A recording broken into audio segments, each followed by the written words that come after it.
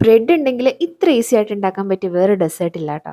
അപ്പോൾ ഇതാണ് caramelised bread toast with ice cream. ഡെസേർട്ടിൻ്റെ പേര് ഇത്രയ്ക്കൊക്കെ നീളുണ്ടെങ്കിലും ഇത് ഉണ്ടാക്കാനായിട്ട് അത്രയ്ക്ക് വലിയ താമസമൊന്നുമില്ല കേട്ടോ. അപ്പോൾ നമുക്ക് റെസിപ്പി നോക്കിയാലോ. അതിന് വേണ്ടിയിട്ട് കുറച്ച് പാൽ എടുത്തിട്ടുണ്ട്, ഒരു അര ഗ്ലാസോളം പാൽ. അതിലേക്ക് കുറച്ച് മിൽക്ക് മെയ്ഡ് ഒഴിച്ചിട്ട് നല്ലപോലെ ഒന്ന് മിക്സ് ചെയ്ത് നമുക്ക് മാറ്റി വെക്കാം കേട്ടോ. ഇനി ഒരു 3-4 ബ്രെഡ് എടുത്ത് ഇതുപോലെ അടുക്കി വെച്ചതിന് ശേഷം അതിൻ്റെ മുകളിലേക്ക് നമുക്ക് ഈ പാൽ ഒഴിച്ചു കൊടുക്കാം കേട്ടോ. അപ്പം നല്ലപോലെ ഒന്ന് കുതിർന്ന് വരണം.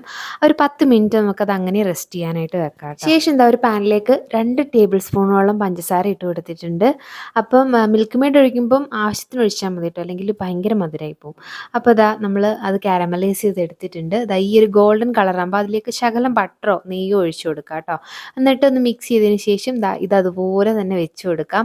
ഇത് നല്ല കുതിർന്നിരിക്കണോണ്ട് അത് വിട്ടു പോകാൻ ചാൻസ് ഉണ്ട് കേട്ടോ. നോക്കി കണ്ടും മറിച്ചിട്ടില്ലെങ്കിൽ 3 ബ്രെഡ് എന്നുള്ളത് 2 ബ്രെഡായി മാറും കേട്ടോ. ഇതുപോലെ എന്നിട്ട് നമ്മൾ അതിൻ്റെ മുകളിലേക്ക് ഒരു സ്കൂപ്പ് ഐസ്ക്രീമും കൂടി വെച്ച് കൊടുത്താൽ മതി കേട്ടോ. അപ്പോൾ അതിൻ്റെ ചൂടിൽ അങ്ങനെ ഇരുന്ന് മെൽറ്റായിട്ട് വരുന്ന സമയത്ത് നമുക്കത് കഴിക്കാം കേട്ടോ. നല്ല ടേസ്റ്റാണ്. അപ്പോൾ ഇഷ്ടമായെങ്കിൽ ട്രൈ ചെയ്ത് നോക്കൂ കേട്ടോ. അപ്പോൾ അത്രയൊക്കെ ഉള്ളൂ. വീഡിയോ ഇഷ്ടമായെങ്കിൽ ലൈക്ക് ചെയ്യുക, ഫോളോ ചെയ്യുക. വീണ്ടും കാണാം. ബൈ.